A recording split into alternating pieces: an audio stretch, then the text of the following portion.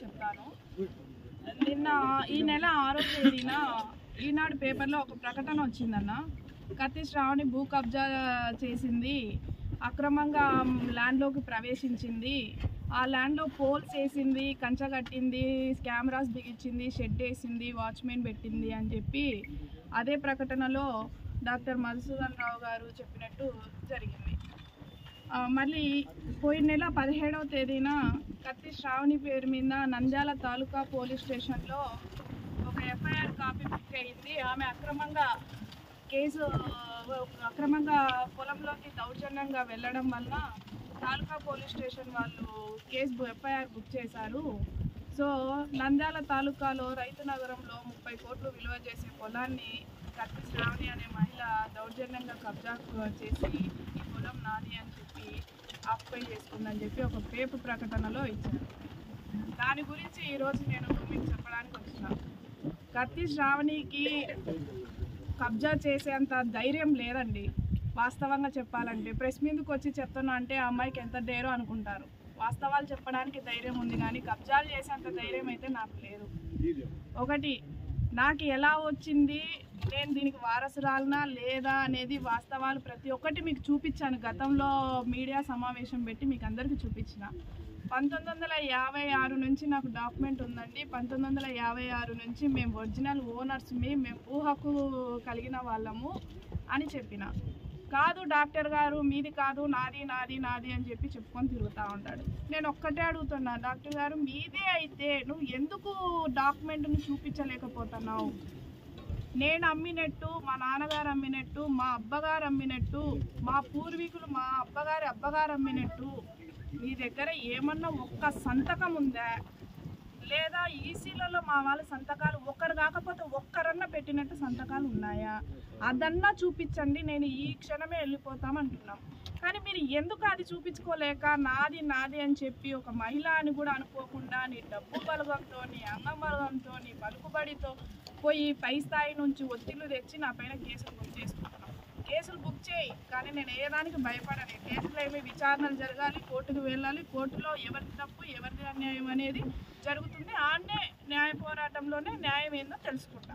కేసులకు భయపడి నా సైట్ను వదిలిపెట్టి పోవాలి అని చెప్పి నువ్వు భయభ్రాంతులకు గురి చేస్తే దీనికి 2 ఇంతలు ఇంకా ఎక్కువనే నా సైట్ కోసం పోరాడతానే కానీ వెనకడుగేసే ప్రసక్తి లేదు. ఈరోజు నువ్వు సివిల్ కేసులు పెడుతున్నావు, తప్పుడు కేసులు. అక్రమంగా వచ్చానని, అక్రమంగా పోయానని, అక్రమంగా పోల్స్ పాతానని ఇవన్నీ చేస్తున్నావు. నేను ఇన్ని చేస్తుంటే నీ సైట్ అయినప్పుడు నువ్వు ఎందుకు రాకుండా పోయినావు? నీ సైటే కదా ఇది, నాది నాది నాది అని చెప్తున్నావు కదా, మరి నీదే అయితే నువ్వు ఎందుకు రాలేకపోయినావు? సరే, నువ్వు సైట్లోకి వచ్చి దౌర్జన్యంగా నిన్ను బయటికి దొబ్బి నేను పోల్స్ పాతున్నట్టు నీకాడ ఏమన్నా ప్రూఫ్ ఉందా? సైట్లోకి వచ్చి నువ్వు దౌర్జన్యంగా నేను చేసుకుంటుంటే నువ్వు నన్ను అడ్డుకున్నట్టు ప్రూఫ్ ఏమన్నా ఉందా? అది నీదైతే నువ్వు ఎందుకు నన్ను అడ్డుకో? ఎవరైనా పొలం పక్కన వాళ్ళు పొలంలోకి వచ్చి నడుచుకుంటూ పోతా ఉంటేనే అమ్మ నా పొలంలో నడుచాకు పక్కకు నడుచు అంటాం. అట్లాంటి నీ పొలంలో ఇంత జరుగుతుంది అని నువ్వు ఆ ఫీలింగ్లో ఉన్నప్పుడు నీదైనప్పుడు నువ్వు నన్ను ఎందుకు అడ్డుకోలేకపోయినావు? ఈరోజు వాచ్మెన్ ఉన్నాడు, కెమెరాలు ఉన్నాయి, అన్నీ ఉన్నాయి. నా పొలం కాబట్టి నీలాంటి దొంగలు వస్తారని భయంతో నేను కంచె కట్టుకున్నానే కానీ నాది అని నిరూపించుకోవడానికి కాదు. ఇది ఎప్పటి నుంచో నాది, ఈరోజు కొత్తగా నిరూపించుకోవడానికి నేను కట్టుకోవట్లేదు. నీలాంటి వాళ్ళు ఇంకా ఎంతమంది ఉన్నారో నంద్యాలలో అని భయంతో నేను కట్టుకున్నాను. ఇన్ని రోజులు భయం లేదు, ఇప్పుడు ఇంకా ఎక్కువ భయం అయింది. ఎక్కడ పొలాలు ఖాళీగా ఉంటాయి, ఎక్కడ ఏది కబ్జాలు చేస్తారో అనే భయంతో నేను కట్టుకున్నాను. లేకుంటే పూర్వం నుంచి మా వాళ్ళు కట్టుకోవాలి కదా, పూర్వం నుంచి చుట్టుపక్కల వాళ్ళు కూడా ఎవరైనా కట్టుకోవాలి కదా. నీలాంటి వాళ్ళు ఎక్కువ ఉన్నారు పక్కన అని చెప్పి పక్కన వాళ్ళు కూడా భయపడుతున్నారు. ఈ డాక్టర్ మాది కాకుండా మళ్ళీ పక్కన కూడా జరిగి ఏదైనా చేస్తాడేమో అని చెప్పి పక్క పొలాల వాళ్ళు కూడా భయపడి కంప్లైంట్లు ఇస్తున్నారు. ఎంత లేని ఆ మహిళ ఇంత పోరాటం చేస్తుందా? ఎంత లేని ఆ అమ్మాయి ఇంత ఫైట్ చేస్తుందా? కేసులకు కూడా భయపడకుండా గట్టిగా కూర్చుంటుందా అని చెప్పి పక్క పొలాలు కూడా భయపడుతున్నాయి. ఈ వాస్తవాలు అన్నీ తెలుసుకోవాలి. ఇంకొకటి, రాష్ట్ర నిరుద్యోగి సెక్రటరీ సచివాలయ రాష్ట్ర నిరుద్యోగి పైన కూడా నేను ఒక కేసు పెట్టినారు.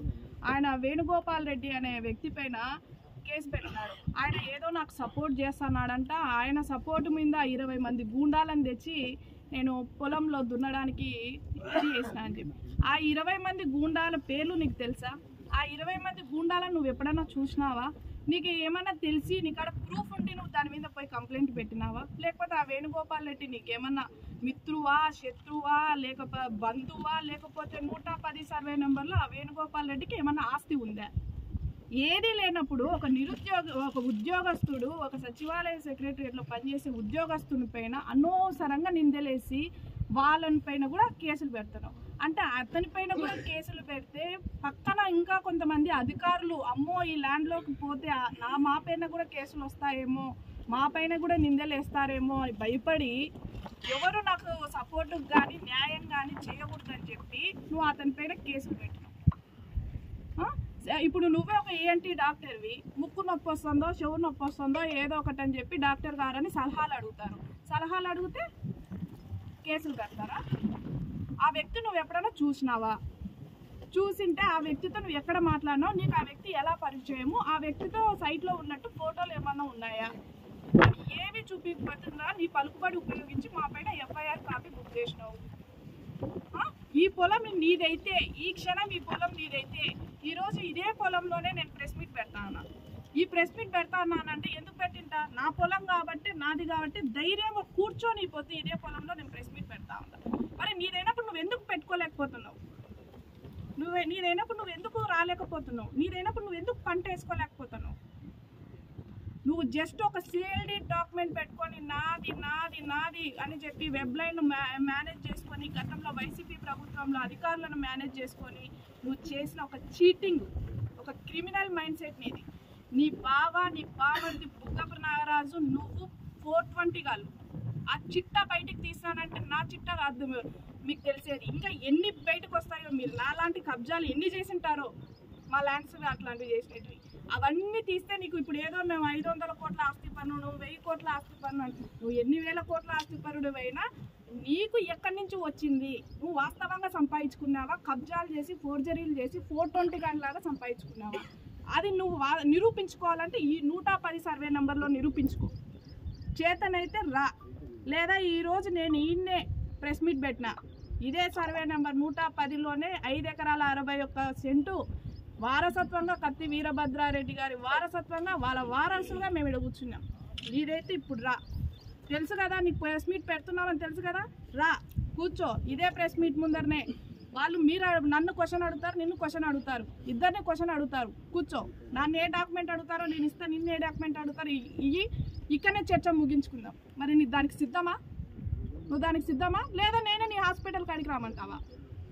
ఇప్పుడు రామన్నా నువ్వు ఫోన్ చేసి ఇక్కడ ఉండే వాళ్ళకి ఎవరికైనా నువ్వు ప్రెస్ మీట్ వాళ్ళకి ఫోన్ చేసి కత్తి శ్రావణిని మా హాస్పిటల్ కాడ చర్చకు తీసుకురాండి అని చెప్పు, ఎన్నకమ్మడే వచ్చేస్తా. మరి నువ్వు వస్తావా?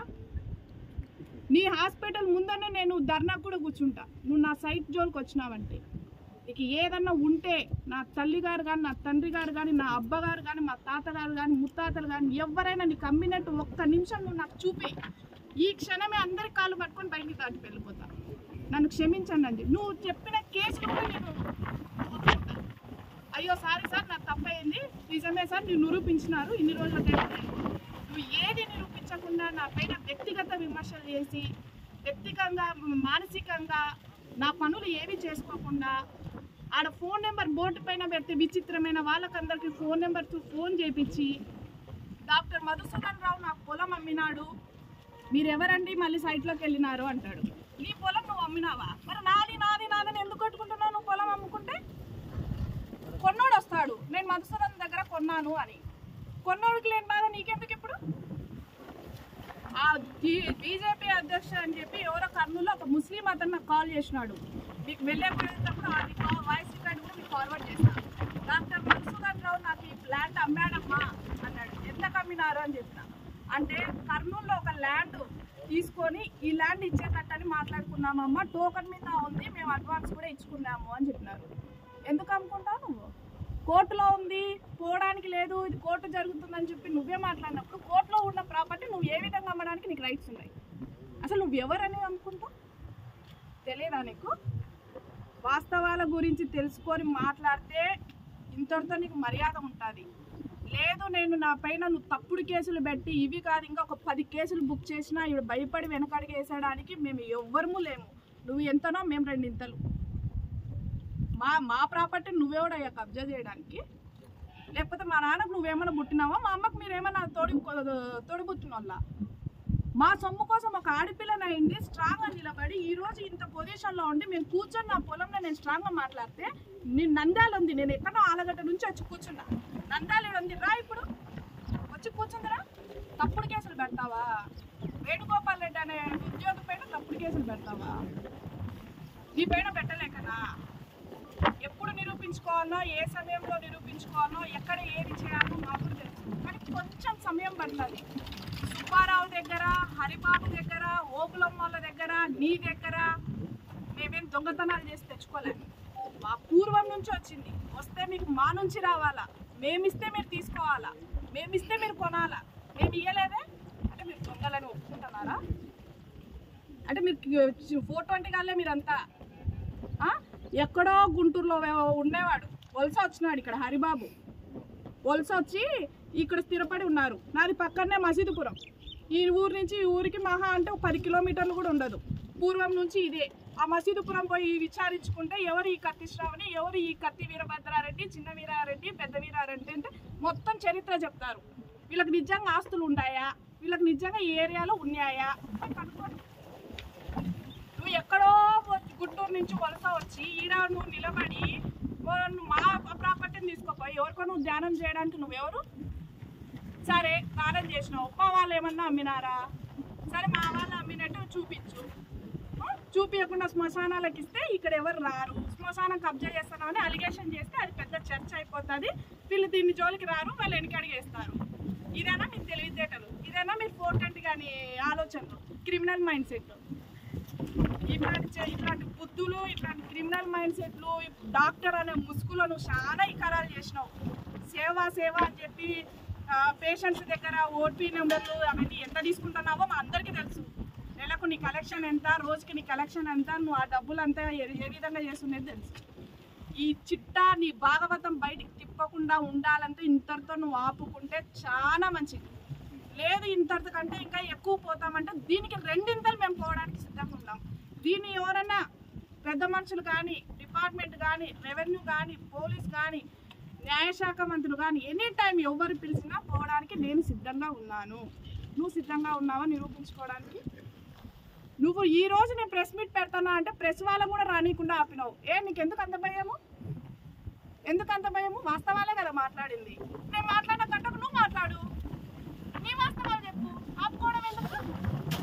నీదే కదా ల్యాండ్, చెప్పుకుంటున్నావు కదా నాది నాదే అని కుంటాడు బద్దలు కొట్టుకుంటున్నావు కదా, నిరూపించుకో. ఇంకొకసారి నా పైన వ్యక్తిగతంగా నాకు ఎవరన్నా, ఇప్పుడు మీరే ఉన్నారు మీడియా వాళ్ళు, అన్న రాండి అన్న నా బాధ చెప్పుకుంటామంటే వచ్చినారు, అంటే మీరు సాయం చేసినారని మీ పైన ఇప్పుడు కేసులు వేస్తారా? వేరు కదా. అట్లనే మాకు కూడా ఏదో చేదోడు వాదోడుగా ఉంటారని సలహాలు అడుగుతుంటాం. అన్న ఇది అన్నా ఇబ్బంది పడుతున్నాను అయితే వాళ్ళ మీద కేసులు వేసినారు. ఏమన్నా పద్ధతేనా ఇది? ఇప్పటితోనే నీ పద్ధతి మానుకొని ఈ సేల్ డీడ్ డాక్యుమెంట్ని క్యాన్సిల్ చేసుకొని నాది తప్పు అయిపోయింది, ఇది నాకు రాలేదు, నాకు అమ్మినోడు మోసగాడై నేను మోసపోయినాను అని చెప్పి నీకై నువ్వు బుద్ధితో ఆలోచన చేసుకొని ఆ సేల్ డీడ్ డాక్యుమెంట్ క్యాన్సిల్ చేసుకొని మర్యాదగా డాక్టర్ వృత్తిలో కూర్చొని డాక్టర్ పనులు చేసుకుంటే నీకు కొంచెం సమాజంలో అనేది ఒక విలువన్న ఏడుస్తుంది. లేదు కుడుతూ అని తోక ఆడిస్తే మాత్రము ఊరుకునే ప్రసక్తి లేదు. నువ్వు ఎంత పై స్థాయికి నీకు డబ్బు ఉండొచ్చు, బలగం ఉండొచ్చు, అండా ఉండొచ్చు, అన్నీ ఉండొచ్చు, నాకు ఏది లేకపోవచ్చు.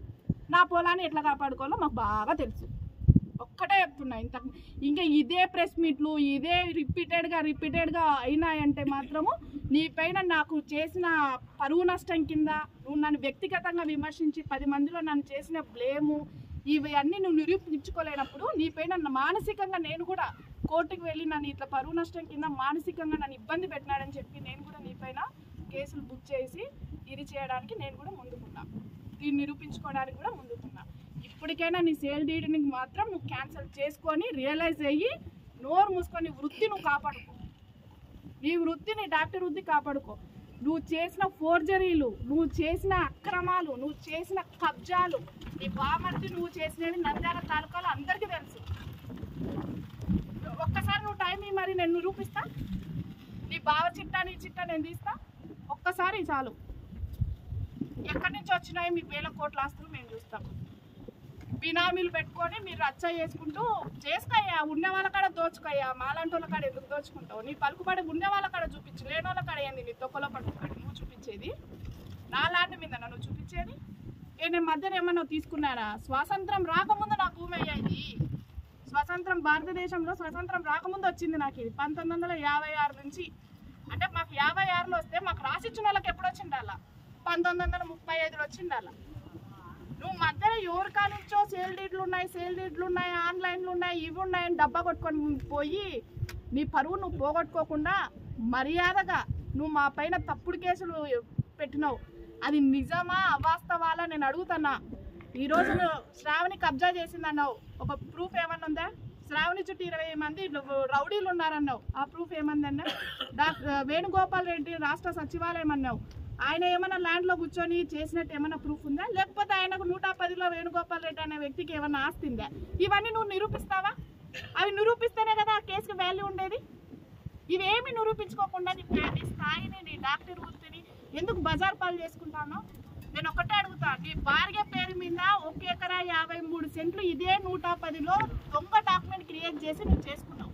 కానీ ఏ రోజే కానీ నేను నీ భార్య పేరు ఎత్తలేదు, ప్రెస్ మీట్లో కానీ పేపర్లో కానీ ఏ రోజు ఎత్తలే. ఎందుకంటే నిన్ను ఫైట్ చేసిన, కానీ ఒక ఆడపిల్ల నన్ను తెలుసుకోకుండా వ్యక్తిగతంగా నువ్వు నన్ను విమర్శించినావు. ఈ రోజు నుంచి చెప్తున్నా, నిన్ను, నీ కొడుకును, నీ భార్యను, అందరినీ దోషుల్లాగా కోర్టు ముందర వీళ్ళు పెద్ద క్రిమినల్స్ అని ఫోటోంటి కాదని చెప్పి కూర్చోబెట్టకపోతే నా పేరు కత్తి శ్రావణి రెడ్డే కాదని చెప్పి ఈ ప్రెస్ ద్వారా నేను తెలియజేస్తున్నా. ఇప్పటికి కూడా చెప్తానా, ఈ క్షణంలో కూడా చెప్తున్నా, ఇప్పటికైనా నువ్వు తెలుసుకొని ఈ సేల్ డీడ్ డాక్యుమెంట్ క్యాన్సిల్ చేసుకోవడమా, లేదు మా వాళ్ళు అమ్మినట్టు నువ్వు నిరూపించడమా జరిగితే ఈ శ్రావణి అనే వ్యక్తి ఖచ్చితంగా ఈ సైట్ నుంచి వెళ్ళిపోతాను. నువ్వు నిరూపించకుండా నాదే అని పబ్లిసిటీ చేస్తే మాత్రం రెండింతలు దీన్ని ఇంకా పోరాటానికి ముందుకు పోతానే ఉంటుంది.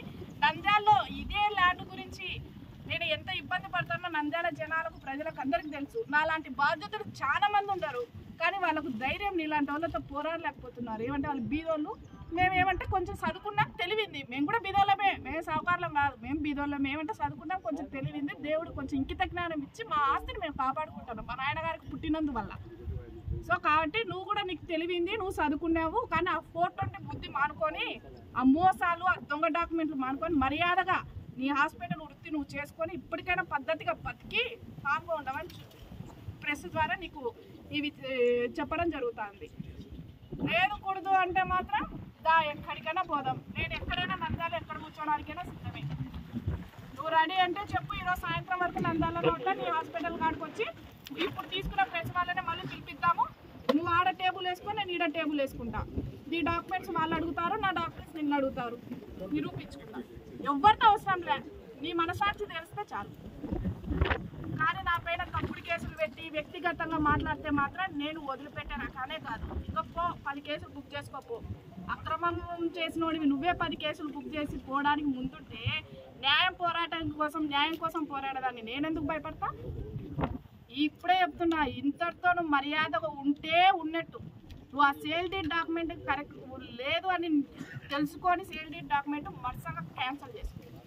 లేదంటే దాన్ని ఏ విధంగా క్యాన్సిల్ చేయాలి, ఆ సేల్ డీడ్ డాక్యుమెంట్ చెల్లెన్ డాక్యుమెంట్ సవరణ చేసిన సబ్ రిజిస్టర్ల పైన, నీ డాక్యుమెంట్ తీసుకుపోయి నువ్వు బ్యాంకులో పెట్టుకొని రుణాలు తీసుకున్న వాళ్ళపైన, నీకు అమ్మిన వాళ్ళపైన, అందరిపైన క్రిమినల్ కేసులు పెట్టి మిమ్మల్ని కోర్టు ముందు దోషుల్లాగా నీకు పెట్టి మిమ్మల్ని శిక్షించడానికి, న్యాయ పోరాటానికి ఎప్పటికీ నేను ముందుంటా.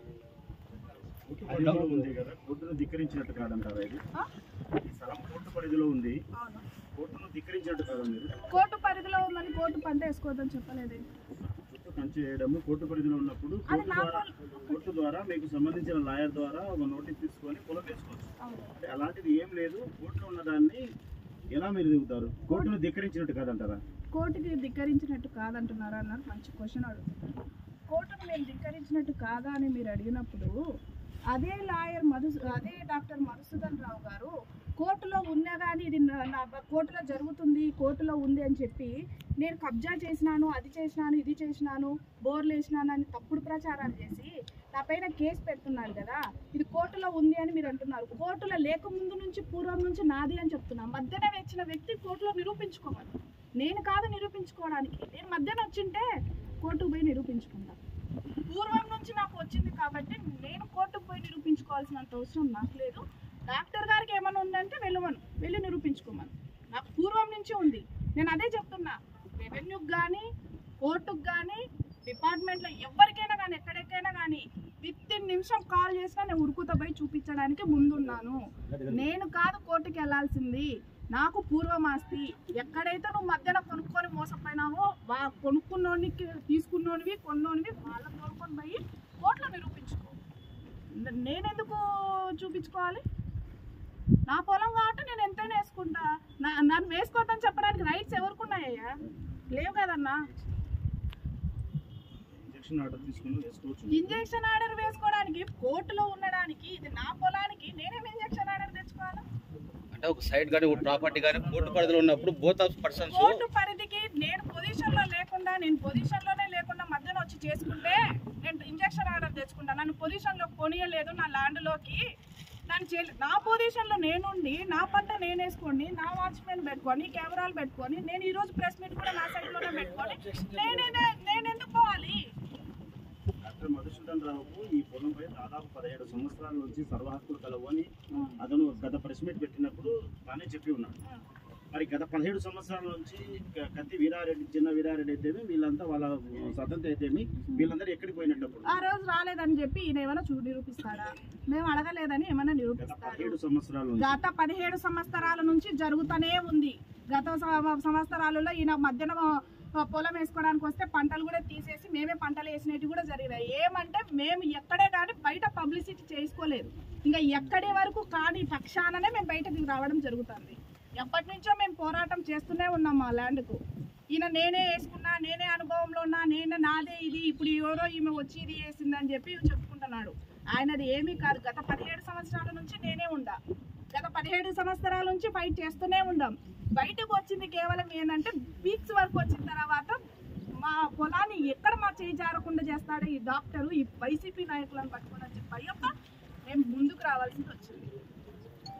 ఎప్పటి నుంచో, ఇప్పుడు కాదు, 1956 నుంచి మేమే ఉన్నాం. మా అబ్బగారు ఉన్నారు. 2000 సంవత్సరం వరకు మా నాన్న చనిపోయేంత వరకు మా నాన్నగారు ఉన్నారు. మా నాన్నగారు చనిపోయిన తర్వాత మా అత్తగారు, మా అమ్మగారు ఉన్నారు. మా అమ్మగారు కూడా చేత కాక ఇప్పుడు మోకాలు నొప్పులతో పడుకున్న తర్వాత ఇప్పుడు నేను కూడా వచ్చినాను. మా వారసత్వంగా అందరం వస్తానే ఉంటాం. సుబ్బారావు, గుంటపల్లి హరిబాబు వీళ్ళిద్దరు దగ్గర ఉండి అమ్మించినారు. వీళ్ళ సమక్షంలో రికార్డులు జరిగినాయి. ఎవరు అమ్మించినారు? హరిబాబు అయితేమి, సుబ్బారావు అయితేమి వీళ్ళిద్దరు సమక్షంలో కొన్నాను. అయితే రికార్డు పరంగా సబ్ రిజిస్టర్ ఆఫీసులు అయితేమి, రెవెన్యూలు అయితేమి అన్ని రికార్డులు ఉండబట్టి చూసుకొని నేను కొన్నాను. అయితే ఈరోజు కత్తి శ్రావణి గారు నాది అని వస్తూ ఉంది. మరి ఈ నాలు ఎక్కడికి పోయారనేది వాళ్ళ వాదన. ఆయన వాదన అది కదా. రికార్డు చూసే కొన్నాడు కదన్నా. మీకు కూడా కొంచెం రికార్డు మీద కూడా నాలెడ్జ్ ఉంటుంది కదన్నా.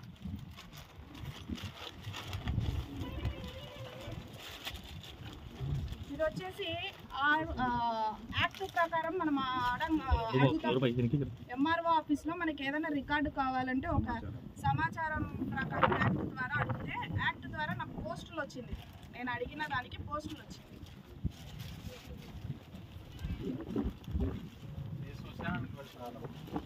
దీంట్లో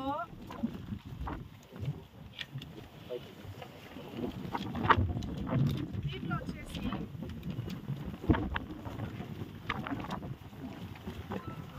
ఓల్డ్ ఆడంగల్లో ఓబులమ్మ ద్వారా మాకు వచ్చింది. ఓబులమ్మ నుంచి సుబ్బారావు కొన్నాడు. సుబ్బారావు గుంటుపల్లి హరిబాబు నుంచి డాక్టర్ మధుసూదన్ రావు కొన్నాడు అనేది వర్షనే 2/48/1995. మళ్ళీ కోటేశ్వరంకి వచ్చిన డాక్యుమెంట్ వచ్చేసి 13/97/1984. మళ్ళీ గుంటుపల్లి వెంకటేశ్వర్లు వాళ్ళ నాన్నకు వచ్చింది అన్రిజిస్టర్డ్ అగ్రిమెంట్. వాళ్ళ నాన్నకే అన్రిజిస్టర్డ్ అగ్రిమెంట్. మరి మీకు ఎవరో అమ్మింటే రిజిస్టర్లు చేయించుకుంటారు. అన్రిజిస్టర్డ్ ఎందుకైంది? అన్రిజిస్టర్డ్ అగ్రిమెంటు వాళ్ళది. సో దానికి అందుకే డాక్యుమెంట్ కూడా లేదు. డాక్యుమెంట్ నెంబర్ చెప్తాంలే మీకు అప్పుడు అనుకుంటే డాక్యుమెంట్ నెంబరే లేదు. అన్రిజిస్టర్డ్కి డాక్యుమెంట్ నెంబర్ ఎట్లా వస్తుంది? సో దానికి డాక్యుమెంట్ నెంబర్ లేదు. సో ఇప్పుడు 60 సెంట్లు అనేది శ్మశానం. సరే, గుంటుపల్లి హరిబాబుకు డాక్యుమెంట్ నెంబరే లేదు, అన్రిజిస్టర్డ్ డాక్యుమెంటు మీసాల బాలయ్య కాడ తీసుకున్నామన్నారు. మరి ఎందుకు దాన్ని చూపించుకోలేకపోతున్నారు రిజిస్టర్డ్ డాక్యుమెంట్ అయితే? దానికి చెప్పాలి కదా. నీదైతే తీసుకో, లక్షణంగా తీసుకో, నిరూపించుకో. నేను వద్దాంలే, ఈ పొద్దుటి కూడా నేను వెళ్ళిపోతాను. మళ్ళీ డాక్టర్ కుంటుపల్లి చిన్న సుబ్బయ్య గారి భార్య నాగమ్మ కాడ 1 ఎకరా 40 సెంట్లు వచ్చిందన్నాం. మళ్ళీ గూటం చిన్న సుబ్బరాయుడు కాడ వచ్చేసి చింతలూరు మధుసూదను 70 సెంట్లు కొన్నాడు. మళ్ళీ గుంటుపల్లి వెంకటేశ్వర భార్య వెంకటేశ్వరమ్మ కాడనే మళ్ళా 10/28/1993 అదే ఇప్పుడు మార్కెట్ ఆడు హరిబాబు వాళ్ళ అమ్మ ఆమె దగ్గర 70 సెంట్లు తీసుకున్నాడు. ఎవరు? బోరా సుబ్బారావు. ఆ బోరా సుబ్బారావు కానించి మళ్ళీ మధుసూదన్ రావు వాళ్ళ భార్యకు ఈ 70 సెంట్లు ఈ 80 సెంట్లు కలిపి 1 ఎకరా 53 సెంట్లు వాళ్ళు తీసుకున్నారు. ఈ టైటిల్ అంతా ఒకేటైతే వీళ్ళకి పైన ఇచ్చిన మీసాల చెన్నమ్మ గారికి ఆమె అడంగల్లో ఆకుపైదారు, అక్రమంగా ఆకుపైదారు. ఆ టైటిలే ఇక్కడ లేనప్పుడు ఆమెకే టైటిల్ లేక ఆకుపైదారులు అయితే మీరు చేసుకున్న డాక్యుమెంట్స్ ఏ విధంగా చెల్లుతాయి అనేది నాకు డాక్టర్ చెప్పాలి. మరి వెంకటేశ్వరమ్మకు డాక్యుమెంట్ ఉందని నాకు మీరు ఫస్ట్ చెప్పారు. ఇది ఎవరో ఇచ్చింది కాదన్న, డాక్టర్ ఇచ్చింది. డాక్టర్ ప్రిపేర్ చేసి మొత్తం వర్షం రాసిస్తే దాన్నే నేను ప్రింట్ చేసింది. డాక్టర్ ఇచ్చింది. మళ్ళీ ఆయననే రాసినాడు అన్రిజిస్టర్డ్ అగ్రిమెంట్ అని. ఎవరో రాయల మళ్ళీ అన్రిజిస్టర్డ్ అగ్రిమెంట్ల మీద మీకు ఎట్లా వస్తుంది? రిజిస్టర్లకే గతి లేకపోతే అన్రిజిస్టర్డ్ అతనికి ఎట్లా వచ్చింది? సో ఇవన్నీ మళ్ళీ మీసాల ఇంకొకటి నీలి మాధవమ్మ దగ్గర గుంటుపల్లి హరిబాబు 60 సెంట్లు తీసుకున్నా అన్నాడు. ఆ డాక్యుమెంట్ నెంబర్ వేసి చేసినాడు. ఆ డాక్యుమెంట్ తీస్తే ఆ నీలి మాధవమ్మకు 110 సర్వే నెంబర్లు ఉంటుంది. ఆస్తే లేదు, వేరే డాక్యుమెంట్ తీసుకొచ్చి దీంట్లో వేసినాడు. మీరు నాకు ఒక 10 నిమిషాలు టైం ఇస్తే క్లియర్ కట్గా డాక్యుమెంట్తో సహా నీకు చూపించడానికి ఇప్పుడు ఈ క్షణం సిద్ధం. నీకు ఓపిక అంతే అది. సో ఇప్పుడు కూడా నేను ఏమంటున్నా అంటే డాక్యుమెంట్ చూపించమని చెప్తా అన్నా. డాక్యుమెంట్ టైటిల్ కరెక్ట్ చూపించలేకపోతే పోయి నువ్వు వృత్తి నువ్వు చేసుకో, డాక్టర్ వృత్తి మర్యాదన్నా ఉంటుంది, లేకపోతే సమాజంలో గబ్బు పట్టిపోతావు. ఇంకొకటి మేడం, మీ ఫాదర్ కత్తి వీరభద్రారెడ్డికి మీరు సంతానం ఎంతమంది? ముగ్గురు. మీ అన్న వాళ్ళు ఉన్నారా? ఉన్నారు. మరి మగపిల్లలు రాలేదు. మా అన్న ఫారెన్ లో ఉన్నాడు. ఎందుకు ఫైట్ చేస్తుంది? కనీసం ఆయన ఫారిన్ లో ఉన్నా కూడా. మా అన్న నిన్న పోల్స్ పడేటప్పుడు కూడా మా అన్న ఉన్నాడు కదా. ఇది లాస్ట్ ప్రెస్ మీట్ లో ఆయన చేసిన ఆరోపణ మా అన్న నిన్న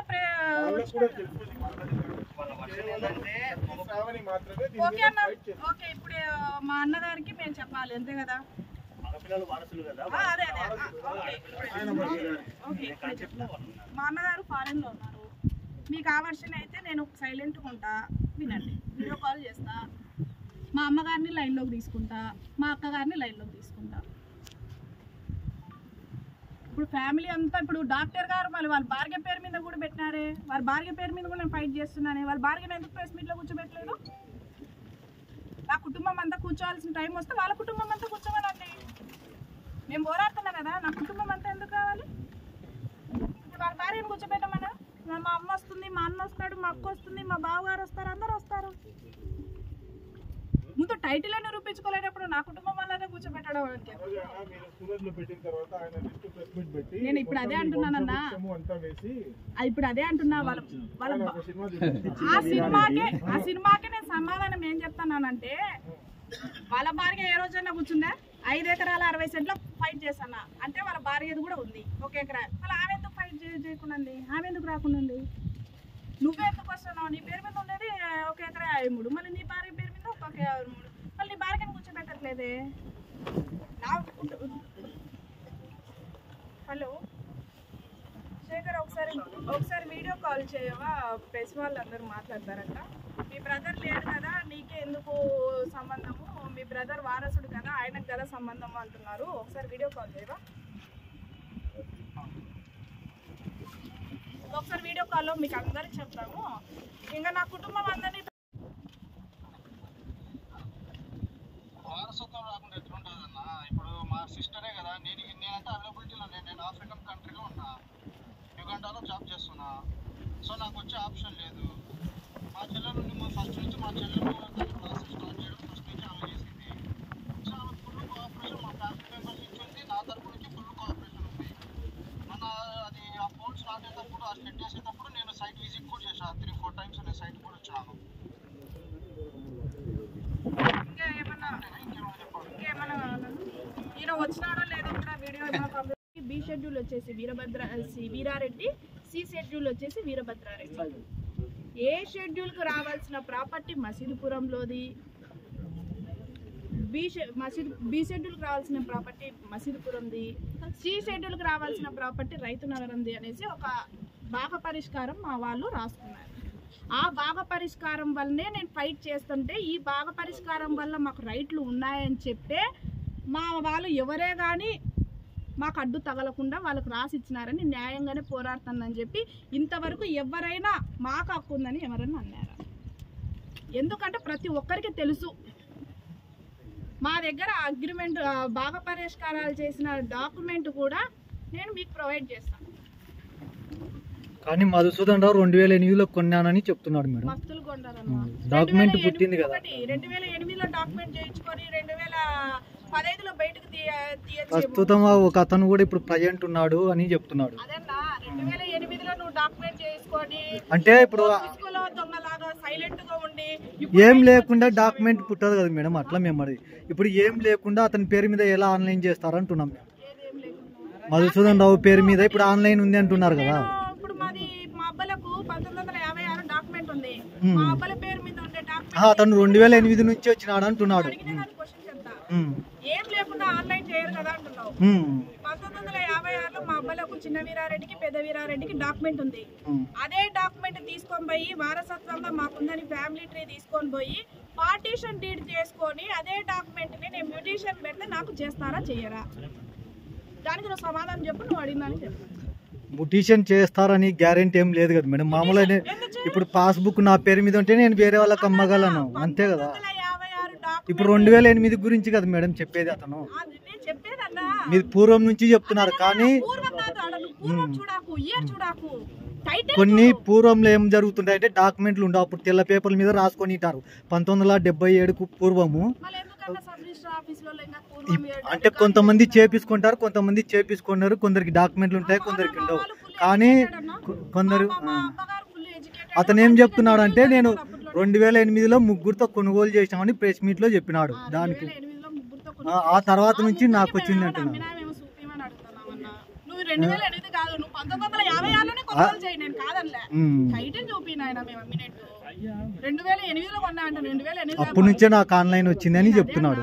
2008 కాదు, 1956 నుంచే కొనుక్కో, నేను కాదనలే.